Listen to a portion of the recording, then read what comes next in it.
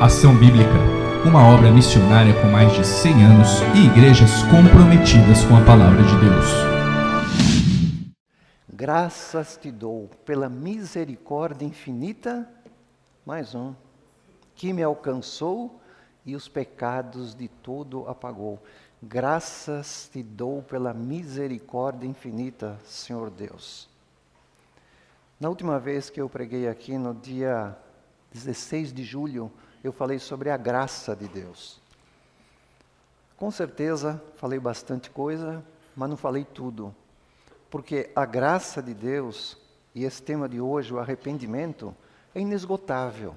Por mais que a gente fale 2, 3 vezes, não dá para falar tudo. Possivelmente hoje devo falar algumas coisas, mas não dá para esgotar o assunto, né? É tão profunda a graça de Deus e o arrependimento que não dá para esgotar. A você que está nos vendo pela internet, é um prazer tê-los, que a mensagem também chegue até vocês. E aos que estão aqui presentes, eu quero desejar um bom dia, que nós abramos os corações para ouvir a palavra de Deus. Queridos, então, como eu disse, gostaria de comentar um pouco falar um pouco da palavra de Deus sobre arrependimento. Não é um tema muito comum, né? A gente não vê muito a falar sobre arrependimento em pregação, né? Estive procurando, a gente não vê muito isso. Mas arrependimento é o primeiro passo de uma experiência de salvação, experiência que é chamada como de conversão. Conversão. É uma mudança, né? Como aquele termo grego metanoia, mudança de vida, mudança de disposição, o desejo de mudar realmente de vida com isso que é tão importante, que é o arrependimento. Então, o que é a conversão? A conversão é a obra de Deus no interior do ser humano. É uma obra de Deus, não por nosso esforço, é uma obra de Deus, né? Que vem através do quê? Vem através do arrependimento, da fé em Jesus Cristo. Então, é se afastar do mal e se voltar para Deus. Se voltar para Deus. Isto é arrependimento. Isto é arrependimento. Eu vou ler Lucas capítulo 15, os versículos de 1 a 7. Esse é um dos textos que eu vou ler hoje, porque tem alguns textos que nós vamos ler e não se esgota, né? Mas eu vou iniciar com Lucas capítulo 15, versículos de 1 a 7. Os irmãos podem acompanhar pelo celular, pelo texto aqui ou pela Bíblia. Não só esse, como outros também que serão projetados aí. A palavra de Deus nos diz, no capítulo 15 de Lucas, nos versículos de 1 a 7, o seguinte: aproximavam-se de Jesus todos os publicanos e pecadores para o ouvir, e murmuravam, os fariseus e os escribas, dizendo: este recebe pecadores e come com eles? Então lhes propôs Jesus esta parábola, é uma parábola. Qual dentre vós é o homem que, possuindo 100 ovelhas, perdendo uma delas, não deixa no deserto as 99 e vai em busca da que se perdeu, até encontrá-la? E achando-a, põe-na sobre os ombros, cheio de júbilo, e indo para casa, reúne os amigos e vizinhos, dizendo-lhes: alegrai-vos comigo, porque já achei a minha ovelha perdida. Digo-vos que assim haverá maior júbilo no céu por um pecador que se arrepende, do que por 99 justos que não necessitam de arrependimento. De arrependimento. Queridos, os fariseus, os mestres da lei, os escribas, eles se aborreciam com a atitude de Jesus por ele estar com esta classe de pessoas. Eles achavam que os líderes religiosos procuravam permanecer puros. E Jesus, ele tocava as pessoas, ele estava com as pessoas ali, ele conversava com as pessoas, né? E eles achavam que era um risco de contaminação tudo isso, né? Pois Jesus tocava os leprosos, ele não levava em consideração esta purificação que os os fariseus queriam ter, né? Mas Jesus não estava preocupado com essas manifestações. Não estava, né? Jesus continuou indo ao encontro daqueles que precisavam dele. Como hoje, o pastor vai atrás daqueles que precisam dele. Aqui na parábola, tinha 99 ovelhas que estavam em lugar seguro, mas uma ovelha estava perdida. E o pastor estava ali preocupadíssimo com aquela ovelha que estava perdida. E a ovelha naquela época tinha um alto valor, como nós temos um alto valor para Deus. Todos nós temos um alto valor. E o pastor vai atrás da tua ovelha perdida. E cada ovelha perdida que ele acha, e há transformação de vida, há festa no céu, a palavra de Deus nos diz isso. Pode ser estranho que o pastor de ovelhas deixe 99 ovelhas e vá atrás apenas de uma. Apenas de uma. A ovelha tem um valor alto. Queridos, o amor de Deus é tão grande que Ele procura cada um de nós. Ele procurou cada um aqui para receber a sua palavra. Procurou a mim. Procurou a cada um. E é extraordinário esse amor de Deus. Ele é extraordinário porque Ele busca o pecador com alegria e perdoa aqueles que buscam e se arrependam verdadeiramente. Verdadeiramente. Este é o amor. Este é o amor que fez com que Ele desse a sua vida espontaneamente. Filipenses 2, de 6 a 8 diz assim: pois ele, subsistindo em forma de Deus, não julgou como usurpação o ser igual a Deus. Antes, a si mesmo se esvaziou, assumindo a forma de servo, tornando-se em semelhança de homens, reconhecido em figura humana, a si mesmo se humilhou, tornando-se obediente até a morte, e morte de cruz. Ele sofreu uma morte de criminoso. Ele foi colocado como maldito na cruz, a nosso favor. Ele se entregou espontaneamente para nós, por nós, espontaneamente. João 10, 17 e 18 também nos diz: por isso o Pai me ama, porque eu dou a minha vida para reassumir, ninguém a tira de mim. Ninguém tira a vida de mim. Pelo contrário, eu espontaneamente a dou, tenho autoridade para entregar e também para reavê-la. Este mandato recebi de quem? Do meu Pai. Ele diz isso. João, ele diz através de João: por isso o Pai me ama. Ele morreu e teve a sua vida de volta. Queridos, a morte e a ressurreição de Jesus era parte do Pai para a salvação do mundo, estava sob o seu controle de Deus. Mas tem que haver arrependimento. Tem que haver arrependimento. Então, a importância do arrependimento na Bíblia é tão grande que existem, não sei quantos, um monte de versículos que falam sobre arrependimento. Eu peguei aqui alguns versículos. Então, a importância do arrependimento é demonstrada na revelação divina, na palavra de Deus, em vários lugares. Mateus 3, 1, 2, não precisam abrir, vai aparecer ali. Os primeiros ministérios do Novo Testamento, né? João Batista diz: naqueles dias apareceu João Batista pregando no deserto da Judéia e dizia: arrependei-vos, porque está próximo o reino de Deus.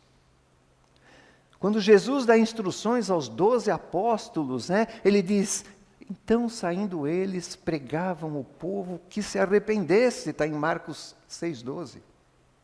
Após a ressurreição, explicando aos discípulos, lá em Lucas 24, 47, diz assim: em que seu nome se pregasse arrependimento para a remissão de pecados a todas as nações, começando por onde? Por Jerusalém. Nos ministérios posteriores ao Novo Testamento, com Pedro, né? Em Atos 2,38, quando 3.000 foram batizados, ali diz que em seu nome se pregasse arrependimento para quê? Para remissão de pecados a todas as nações. Desculpe, eu errei aqui no versículo. Respondeu-lhe Pedro: arrependei-vos e cada um de vós seja batizado em nome de Jesus Cristo para a remissão dos vossos pecados e recebereis o quê? O dom do Espírito Santo. Com Paulo, no seu discurso, ele dizia: anunciais primeiramente aos de Damasco e de Jerusalém, por toda a região da Judéia, e aos gentios que se arrependessem, se convertessem a Deus, praticando obras dignas de arrependimento, está em Atos 26, 20. Depois em 2 Pedro 3,9, não retarda o Senhor a sua promessa, como alguns julgam demorada. Pelo contrário, Ele é longânimo para convosco, não querendo que nenhum se perca, senão que todos cheguem ao arrependimento. Deus não quer que ninguém se perca. E na salvação do homem. Em Lucas 13:33, eu vou-lo afirmo, se porém não vos arrepender-se, todos igualmente perecereis. Todos. Todos. São alguns versículos que nos falam de arrependimento. Queridos, na Idade Média, a Igreja Católica criou a confissão auricular. Confissão boca a boca ao sacerdote. Então você ia lá, falava ao sacerdote, eu passei por isso várias vezes, sem ter nem convicção do que era pecado. Então você ia ao confessionário e vinha a chamada penitência, você falava daquilo que você achava que era pecado, né? E qual era a resposta? Inúmeras vezes para mim. Você reza 5 Pai Nosso e 5 Ave Marias, né? Você está perdoado, né? Perdoado. Então, estou perdoado. Não fiz penitência nenhuma, fiz pouca coisa, não me arrependi de nada e fui perdoado, teoricamente. Isso aconteceu também com a venda de indulgências, né? Onde o perdão era vendido. Então, lá no século XVI, quando estava sendo construída a Basílica de São Pedro, precisava de dinheiro, né? E saíam os vendedores de indulgência com papel assinado pelo Papa, e se tinha aquele pecado que estava ali, você assinava e você era perdoado. Isso levou Martinho Lutero a iniciar a Reforma Protestante, né? Cuja primeira tese dele, das 95, era que durante a vida na Terra, a nossa vida na Terra seja constantemente de arrependimento. Nós pecamos, mesmo sendo filhos de Deus, ainda nós pecamos e precisamos nos arrepender constantemente, constantemente. E ainda veio a extrema unção depois, né? A extrema unção no final da vida, os pecados eram perdoados pelo sacerdote, acho que isso é feito até hoje, não sei. E todos os pecados, ou alguns eram, os mais graves, eram perdoados, de forma que você fosse para o purgatório, ali purgasse os pecados para depois ir para o céu. Tudo isso fez parte, tudo isso fez parte. Tudo isso diminuiu a necessidade do arrependimento. Não preciso, né? Eu rezo, peço 5 Pai Nosso, 5 Ave Maria, tenho a extrema unção, então para que eu preciso me arrepender? Estou perdoado dos pecados.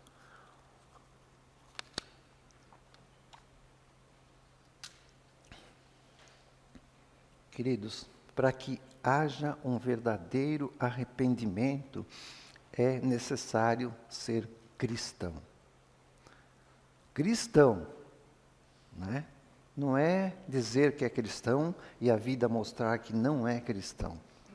Cristão mesmo, né? E é ser diferente. Ser cristão é ser diferente. É ser diferente de quem não teve um novo nascimento. Isso é ser cristão. Ou seja, não é continuar sendo o homem natural que traz consigo o pecado não confessado. Traz consigo. É ter uma postura de nova vida. Uma nova vida concedida pela fé na pessoa do Senhor Jesus Cristo. Uma nova vida, aquela que Jesus disse a Nicodemos: Nicodemos, quem nasce da carne é carne, quem nasce do Espírito é Espírito, você tem que nascer de novo. Como eu vou nascer de novo? Vou voltar lá para minha mãe? Não, você tem que nascer do Espírito, você tem que ter uma nova vida, é ter uma nova postura. João 3, de 5 a 8, Jesus fala para Nicodemos isso. O apóstolo Paulo, então, ele afirma lá em 2 Coríntios 5,17, que todas as coisas velhas já passaram. Quer dizer, as coisas do homem natural passaram. Tudo fez novo, uma nova vida espiritual. O homem nascido de novo. De novo. Isso é ser cristão. Mas como se tornar cristão? Tendo fé. Em Hebreus 11 nos diz que sem fé é impossível agradar a Deus. É impossível, sem fé não se agrada a Deus.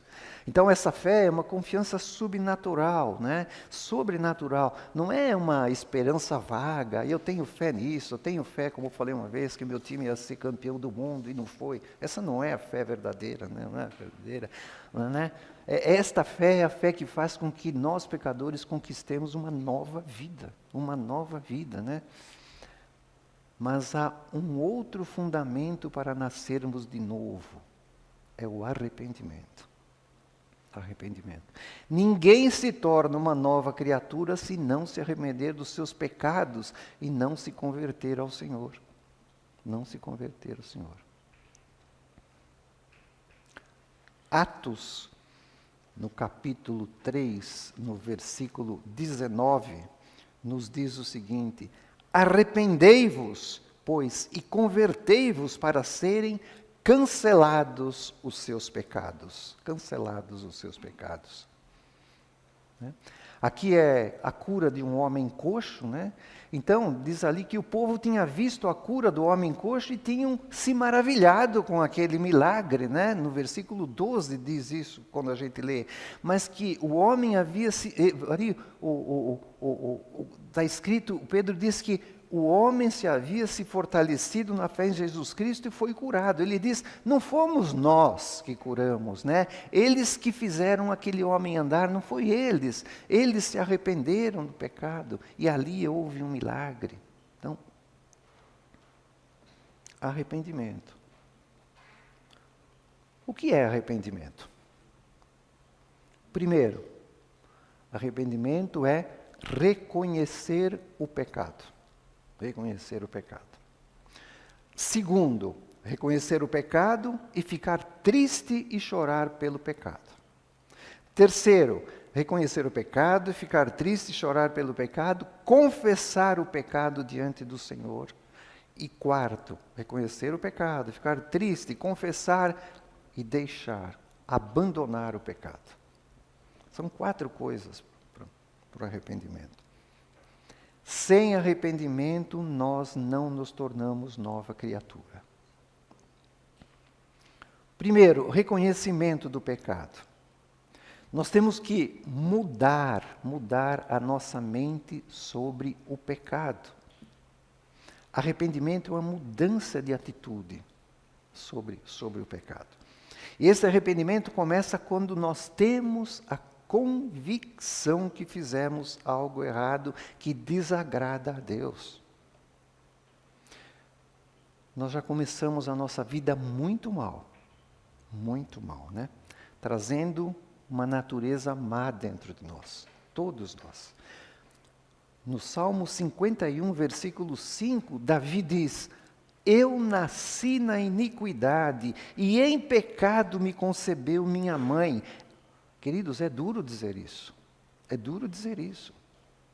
Em pecado me concebeu minha mãe. Minha mãe, ela passou o pecado para mim. A mãe que quer o melhor para o seu filho. A mãe que, o amor de mãe é uma coisa incomensurável. Não dá para medir. No entanto, ela também era pecadora. E a palavra de Deus nos diz que o pecado foi transmitido a mim. Davi disse, em pecado me concebeu a minha mãe. O apóstolo Paulo escreve à igreja de Éfeso que eles estavam todos mortos nos seus delitos e pecados, fazendo única e exclusivamente os desejos da carne.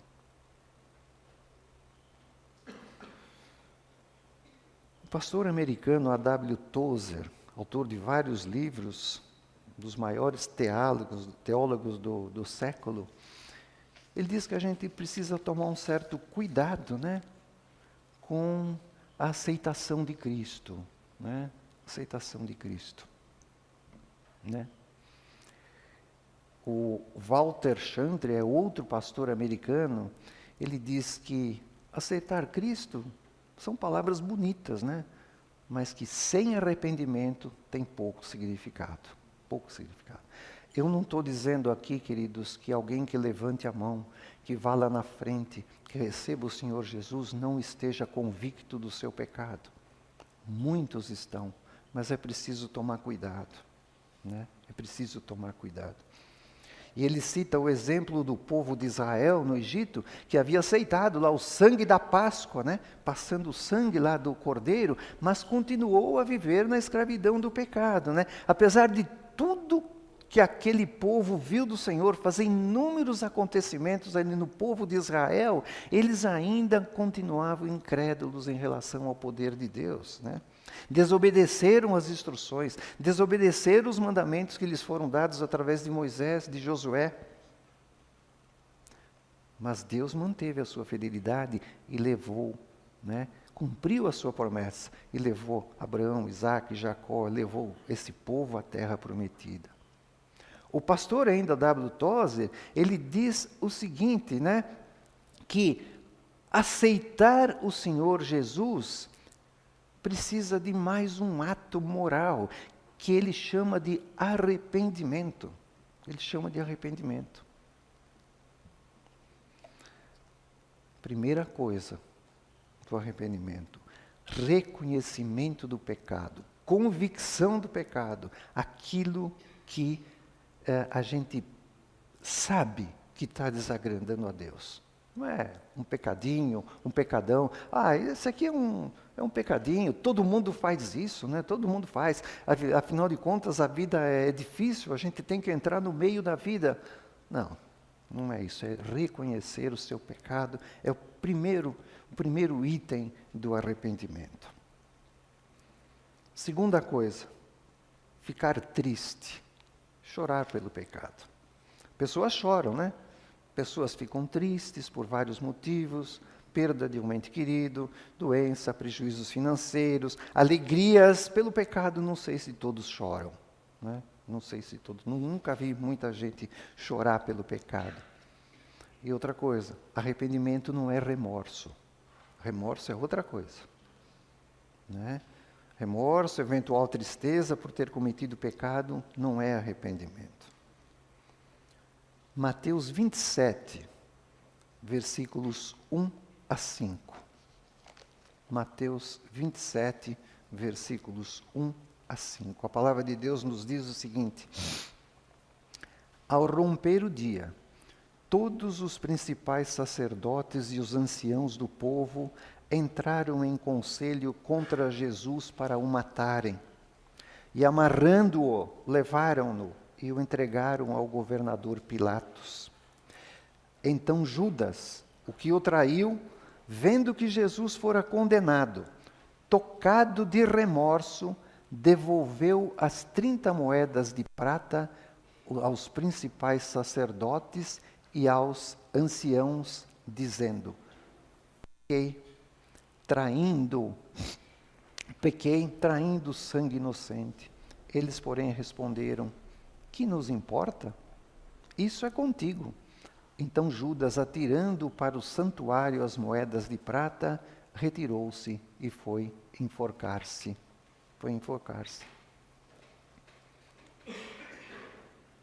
Pedro e Judas, ambos faziam parte do grupo de 12 apóstolos. Os dois pecaram. Pedro negou a Jesus. Eu não conheço esse homem.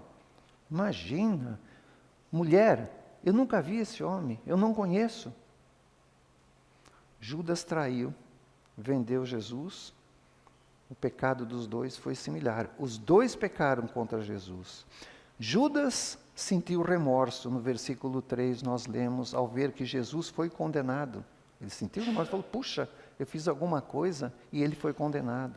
Ele sentiu tristeza e se enforcou. Mas não diz o texto que ele se arrependeu. Pedro, quando o galo cantou e viu Jesus olhando para ele, chorou amargamente depois de ter negado Jesus e se arrependeu. Pedro voltou para Jesus, ele foi perdoado. Judas não. Mais um texto importante. 2 Coríntios, capítulo 7, versículos de 7 a 10, quando o apóstolo Paulo escrevia para a igreja de Corinto, preocupado com os acontecimentos que lá haviam, né? A igreja estava meia complicada com alguns acontecimentos que estavam desagradando a Paulo. Ele estava preocupado. O texto, então, de 2 Coríntios, capítulo 7, nos versículos de 8 a 10, nos diz o seguinte: porquanto, ainda que vos tenha contristado com a carta, não me arrependo, embora já me tenha arrependido. Vejo que aquela carta vos contristou por breve tempo. Agora me alegro, não porque fostes contristados, mas porque fostes contristados para arrependimento, pois fostes contristados segundo Deus, para que da nossa parte nenhum dano sofresseis. Porque a tristeza segundo Deus produz arrependimento para a salvação, que a ninguém traz pesar, mas a tristeza do mundo produz a morte. Então, o apóstolo Paulo estava preocupado com essas coisas que aconteciam ali e mandou essa carta ali para aquela igreja, que foi o início da mudança. E eles ficaram tristes, mas a carta produziu convicção dos erros de arrependimento. E ele diz que, aqui, embora ele estivesse alegre por ter enviado, embora os deixasse tristes por um breve tempo, era uma carta pesada, mas ele não estava arrependido de ter enviado essa carta. Não estava arrependido. Ele diz que agora ele estava alegre por ter enviado a carta. Não porque eles estavam tristes, ele não estava alegre porque eles estavam tristes, mas sim porque aquela carta produziu arrependimento neles e produziu a salvação. Então nós podemos ficar tristes quando Deus nos corrige. Quando Ele nos corrige, ele não nos atende em alguma coisa, ou Ele nos corrige, Ele nos produz talvez uma tristeza, mas é essa tristeza que vem de Deus que nos leva ao arrependimento, porque a tristeza do mundo muitas vezes não nos leva ao arrependimento, né? Por acontecimento, alguma coisa que eu fiz, alguma coisa assim. Essa tristeza do mundo não. A Bíblia nos diz que a tristeza provocada por Deus, quando nos chama a atenção, essa tristeza nos produz em nós arrependimento. Queridos, reconhecimento do pecado, tristeza pelo pecado. Terceiro, confessar o pecado diante do Senhor. Confessar o pecado diante do Senhor. O Salmo 51, nos versículos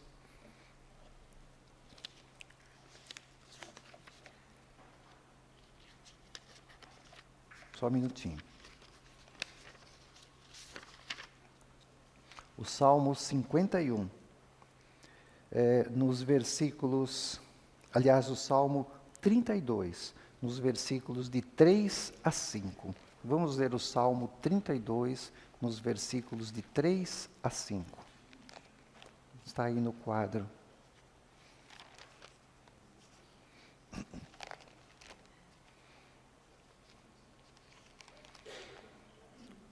O Salmo 32, nos versículos de 3 a 5, nos diz: enquanto calei os meus pecados, envelheceram os meus ossos pelos meus constantes gemidos todo dia, porque a tua mão pesava dia e noite sobre mim, e o meu vigor se tornou em sequidão de estio. Confessei-te o meu pecado, e a minha iniquidade não mais ocultei. Disse: confessarei ao Senhor as minhas transgressões, e tu perdoastes a iniquidade do meu pecado. Confessar o pecado, queridos. E o que é confessar o pecado? É contar os nossos delitos, a nossa transgressão a Deus, concordar com Ele do fato de nós sermos pecadores. é afirmar a nossa intenção de abandonar o pecado. Isso é confessar o pecado, não é confessar a alguém que possa nos dar a absolvição através de uma penitência, uma coisinha. Em 2 Samuel, capítulo 12, não está aí no texto, o Senhor manda o profeta Natã contar uma história ao rei Davi. Eu penso que Natã ficou super preocupado, pois teria que contar o pecado ao rei, teria que confrontar. E Natã chega lá e diz assim: Davi tinha 2 homens. Um deles tinha um rebanho de ovelhas e era muito rico. O outro era muito pobre. Possuía uma só ovelha que comprou quando era pequena, como um pet de estimação, né, que hoje a gente vê, e era tratado com todo carinho. E chegou uma visita na casa do homem rico. Ele, ao invés, ofereceu uma refeição para o homem rico, e ao invés de pegar uma ovelha do rebanho dele, foi pegar aquela ovelha, a única que aquela pessoa tinha. Né? E fez um jantar para a pessoa, fez um banquete. Davi ficou furioso, ficou muito bravo, e disse assim: eu afirmo em nome de Deus que o homem que fez isso deve ser morto. Esta é a minha opinião. E tem que restituir 4 ovelhas ao homem pobre, era 4 vezes mais mesmo que tinha que devolver. E Natã diz para ele: você é este homem, o homem dessa história é você. Esse fato do pecado de Davi com Batseba já tinha se passado há mais ou menos 1 ano, né? Ele talvez já tivesse até esquecido um pouco disso, né? E o Senhor diz ainda para ele: Davi, eu fiz de você reinar sobre Israel. Eu te livrei das mãos quantas vezes de Saul. O palácio dele agora é seu, até as mulheres dele agora são suas. Por que você não respeitou as leis do Senhor e praticou essa ação tão horrível? Você roubou a mulher de Urias, ainda mandou matá-lo depois de tentar montar uma estratégia para pensar que aquela criança era dele. Então Davi diz a Natã, caiu em si: pequei contra o Senhor. Pequei contra o Senhor. E é verdade. Todo pecado é uma ofensa a Deus. Neste caso, outros foram envolvidos, né? Davi, Batseba, Urias, que foi morto, era general do exército. A criança ficou doente, morreu. Davi sofreu muito. Queridos, diante da tentação, que se transforma em pecado, lembremos-nos que, além dos envolvidos, tudo isso é uma ofensa para Deus, pecado para Deus. E nós não podemos falar do pecado de Davi sem ler o Salmo 51, versículo 7. De 1 a 7, aonde ele confessa o seu pecado. 51, de 1 a 7, diz assim: compadece-te de mim, ó Deus, segundo a tua benignidade, segundo a multidão das tuas misericórdias. Apaga as minhas transgressões, lava-me completamente da minha iniquidade, purifica-me do meu pecado, pois eu conheço as minhas transgressões e o meu pecado está sempre diante de mim.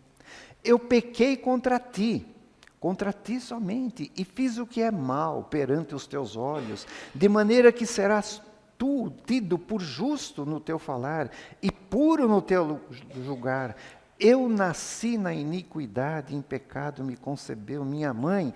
Eis que te comprases na verdade e no íntimo, no recôndito me fazes reconhecer a sabedoria. Purifica-me com isopo e ficarei limpo, lava-me e ficarei mais alvo que a neve. Davi estava descrevendo o seu próprio pecado, se arrependendo do adultério. Queridos, ele não perdeu a salvação porque ele era um homem segundo o coração de Deus. Mas ele perdeu a alegria de salvação. Nós também podemos perder a alegria da salvação. Todos nós somos salvos. Mas, se nós começarmos a negligenciar o pecado, um pecadinho, uma coisa aqui, nós vamos entristecendo o Espírito Santo e nós vamos nos afastando de Deus. Vamos nos afastando. Nós não vamos perder a salvação, mas nós vamos perder a alegria da salvação, aquele contato, porque nós não estamos no caminho correto. Não estamos no caminho correto da comunhão verdadeira com Deus. Davi estava verdadeiramente arrependido por ter praticado adultério e ter assassinado o marido dela para encobrir os fatos. E ele percebeu que as suas atitudes feriram muitas pessoas. Se arrependeu verdadeiramente. E Deus perdoou misericordiosamente. Ele nos perdoa também se nós nos arrependermos do pecado. Nós vimos no primeiro hino, naquele hino que nós cantamos, graças te dou pela sua misericórdia infinita que nos alcançou e o perdoou. O único sacrifício que Deus deseja de nós é um espírito quebrantado. Versículo 17 aqui, desse mesmo Salmo 51, nos diz, nos diz isso, de um espírito quebrantado. Ele não rejeita um coração humilde e arrependido. Não rejeita. Por quê? Porque 1 João 9 nos diz, Ele é fiel e justo para nos perdoar dos pecados e purificar de toda injustiça. Queridos, primeiro, reconhecer o pecado. Segundo, ficar triste pelo pecado. Terceiro, confessar o pecado. Quarto, abandonar o pecado. Deixar o pecado de lado. Deixar o pecado. Provérbios 28, 13 nos diz o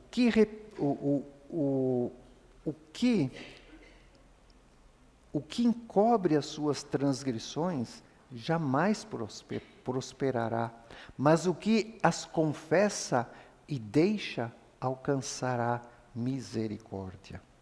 Então é próprio da natureza humana a gente esconder o pecado, querer esquecer os pecados, ignorar os nossos erros, Nós resistimos muito em admitir que nós muitas vezes estamos errados mesmo, e nós erramos muito.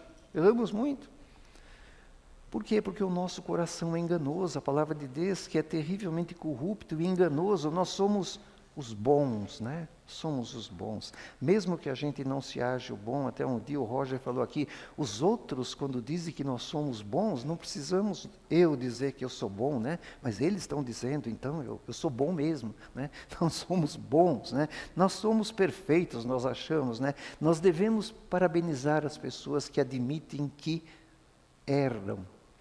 Admitem que são pecadoras, que estão dispostos a reconhecer o seu erro. A gente devia admirar essas pessoas, são tocadas pelo Espírito Santo. Arrependimento não é apenas uma decisão de melhorar, não.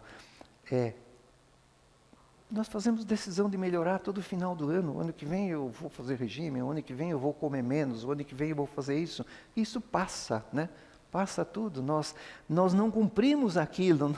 Arrependimento é uma coisa diferente disso, é uma mudança de vida, é uma mudança na cabeça, é uma mudança de coração, isso tudo, O arrependimento genuíno implora ao Senhor que Ele nos perdoe e nos liberte do peso do pecado. Devemos falar isso com Deus todos os dias. Lucas 18, versículos 10 a 14, a parábola do fariseu e publicano. Lucas 18, de 10 a 14. A palavra de Deus nos diz o seguinte: 2 homens subiram ao templo, com o propósito de quê? De orar. Um fariseu e o outro publicano. O fariseu, posto em pé, orava de si para si mesmo, desta forma: ó Deus, graças te dou. Cantamos, Graças te dou hoje. Porque não sou como os demais homens, roubadores, injustos, adúlteros, nem ainda como esse publicano que está aí, Jejuo 2 vezes por semana, dou o dízimo de tudo quanto ganho. O publicano, estando em pé, longe, não ousava nem ainda levantar os olhos ao céu, mas batia no peito, dizendo: ó Deus, se propício a mim, pecador. Quer dizer, tenha misericórdia de mim, tenha misericórdia de mim. Digo-vos que este desceu justificado para a sua casa, e não aquele, porque todo o que se exaltar será humilhado, mas o que se humilha será exaltado. O publicano, um funcionário público, cobrador de impostos, teve até medo de olhar para o céu, né? Teve até medo de olhar. E diz, sê propício para mim, Senhor. Tem misericórdia de mim. Tem misericórdia de mim. Foi o que Judas não fez. Pedir misericórdia do Senhor quando ele entregou Jesus. Judas teve remorso. Não pediu a misericórdia de Deus. Então o arrependimento verdadeiro envolve a mudança de coração. Consequentemente, que irá provocar mudança de comportamento. Arrependimento não é uma mudança de comportamento, é uma mudança do coração que vai provocar uma mudança de comportamento. Que não dizer de Zaqueu, né? Nem vamos ler o texto. Zaqueu, baixinho, chefe dos cobradores de impostos, viu Jesus, não conseguia ver Jesus, subiu numa árvore e Jesus olha para ele e fala, Zaqueu, desce daí. Hoje eu vou estar na sua casa. Jesus também se misturava ali com o pessoal, está vendo? Hoje eu vou na sua casa. E Zaqueu desceu, abriu a casa para Jesus e ali houve transformação de vida, porque Zaqueu se arrependeu, devolveu tudo o que ele fez e além disso devolveu mais 4 vezes. Zaqueu, hoje estarei na sua casa. Abra a porta. Jesus pode dizer para você, moço, eu vou estar na sua casa hoje.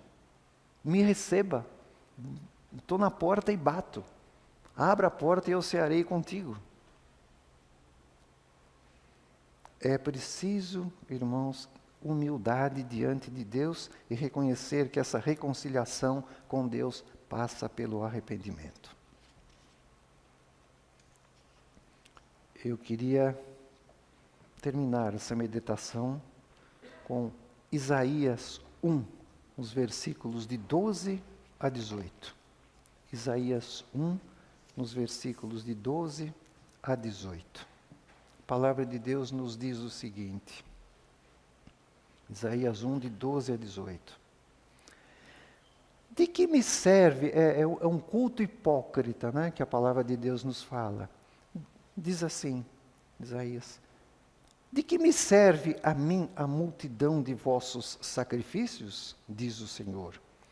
Estou farto dos holocaustos de carneiros e da gordura de animais cevados, e não me agrado do sangue de novilhos, nem de cordeiros, nem de bodes. Quando vindes para comparecer perante mim, quem vos requereu ou só pisardes os meus átrios?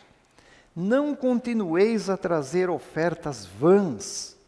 O incenso é para mim abominação, e também as festas da lua nova, os sábados e a convocação das congregações. Eu não posso suportar iniquidades associadas ao ajuntamento solene.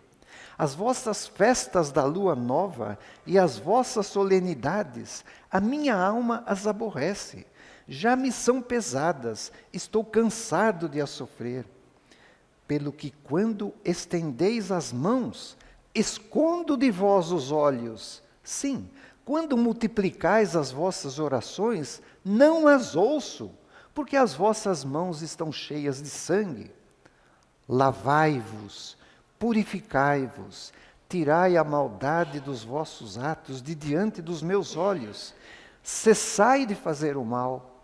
Aprendei a fazer o bem, atendei a justiça, repreendei ao opressor, defendei o direito do órfão, pleiteai a causa das viúvas.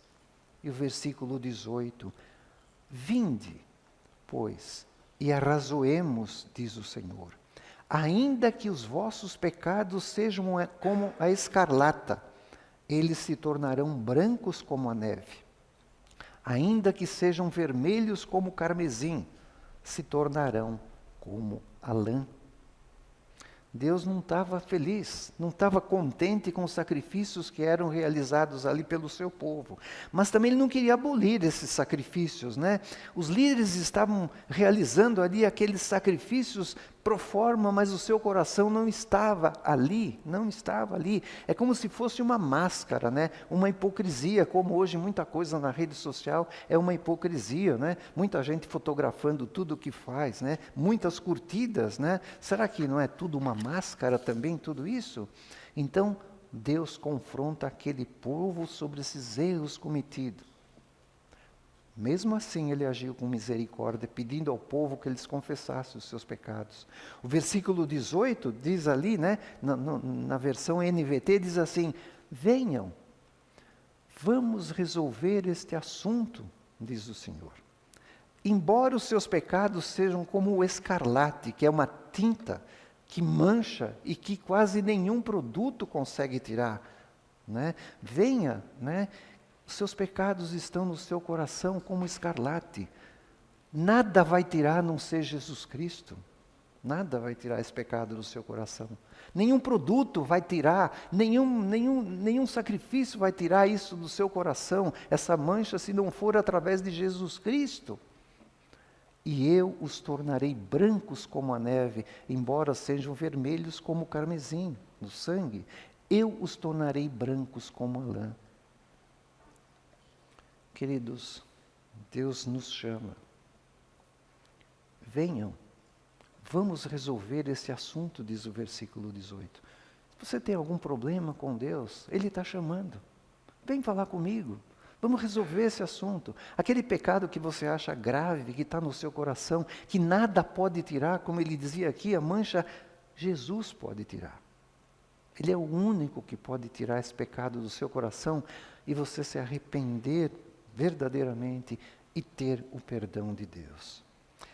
Deus quer que nos abramos com Ele em relação ao pecado. Mais um texto que não precisam abrir, 2 Crônicas, capítulo 29, versículos 1 a 11, nos conta que Ezequias assumiu o trono de Judá. Ele não aceitava ver o templo de Jerusalém sendo utilizado daquela forma. Ele decidiu, por fim, né, que a idolatria oficial, que era seguida pelo seu pai, ele iria acabar com aquilo, o rei anterior. Ele decidiu, por fim, aquela idolatria. Ele não seguiu aquela política religiosa que era do seu pai, né? Ezequias decidiu seguir o caminho ali dos patriarcas de Abraão, de Isaac e de Jacó, né? Ezequias reabriu o templo, iniciou a reforma, tirou tudo que era consagrado aos ídolos e fez voltar os sacrifícios sinceros ao Senhor. Ezequias mudou tudo aquilo. Ele mudou tudo aquilo. Queridos, nós não podemos mudar o mundo, né? Mas nós podemos colaborar. Nós podemos nos submeter ao Senhor, né? Ele mudou, Ezequias mudou os rumos dali daquele momento, né? Das coisas que estavam erradas. Arrependimento é uma mudança de caminho. Mudança de caminho. É reconhecer o caminho errado, voltar ao caminho certo. Quando honestamente nós nos arrependemos, Deus nos aceita com o seu perdão amoroso. Aceita. Quando nós erramos, há uma forma de retornar ao caminho correto. Com quê? Com arrependimento, com confissão a Deus, com a renovação da nossa submissão a Deus pela fé em Jesus Cristo. Recordando, arrependimento é reconhecer o pecado, ficar triste e chorar pelo pecado, confessar o pecado e abandonar o pecado. Por quê? Porque 1 João 9 nos diz, se confessarmos o nosso pecado, Ele é fiel e justo para nos perdoar, nos purificar de toda injustiça. De toda. Reconhecer, ficar triste, confessar e abandonar o pecado. Vamos orar. Senhor Deus, obrigado. Obrigado porque nós pudemos meditar um pouco sobre arrependimento. Obrigado porque Nós podemos ainda, Senhor, nesse país abrir a Sua palavra e falar abertamente. Senhor, nós somos muito falhos, embora sendo Seus filhos, nós somos ainda falhos e pecadores. Mas nos ajude, Senhor, a reconhecer o pecado. Nos ajude a confessar o pecado. Nos ajude principalmente a abandonar o pecado, Senhor Deus. Cuide de nós, misericórdia, que nós possamos agradá-lo e não fazer como aquele povo que fazia ali os sacrifícios, mas o seu coração estava longe e o Senhor não aceitava nem os sacrifícios, nem aquilo que eles falavam, mas dizia: venham, converse comigo, venham arrazoar comigo, venham discutir comigo, venham falar o pecado e eu os perdoarei se for um arrependimento sincero. Graças te damos, Senhor Deus, pela tua misericórdia para conosco. Em nome de Jesus. Amém, Senhor Deus. Vamos cantar. Bendito é o Cordeiro, que fala que vai nos tornar brancos como a neve, quando aquela mancha escarlate não sai, só Jesus pode tirar, mas podemos ficar brancos como a neve, como nos diz este hino.